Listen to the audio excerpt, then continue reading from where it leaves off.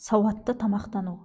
Өмір сүрудің екі заңын білген адам бақытқа қол жеткізеді. Бірі не болса соны жей бермей, азығына талғаммен қарайтын кісі. Екіншісі кім болса сонымен дос болмай, достыққа дұрыс адамдарды таңдай білетін жан. Омар Хайям. Тамақ жеп, ас ішу адам баласының табиғи қажеттілігі. Алайда мұның өлшемі мен талғамын білмек керек.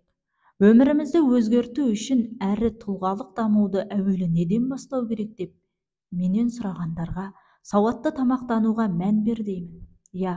Алдыңа үлкен мақсат қойып, жетістікке жетуді талап еткен кез келген адам ең әуелі ішіп жеген тамағына мән берсін.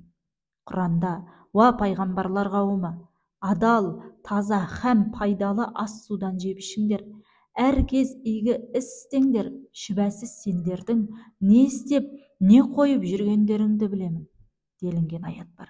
Алла тағала бұл аятта адамзатқа тура жолды көрсетіп, ізгілікке үлгі ретінде жіберілген пайғамбарларға ең әуелі таза әрі пайдалы тағам жеуді бұйырады.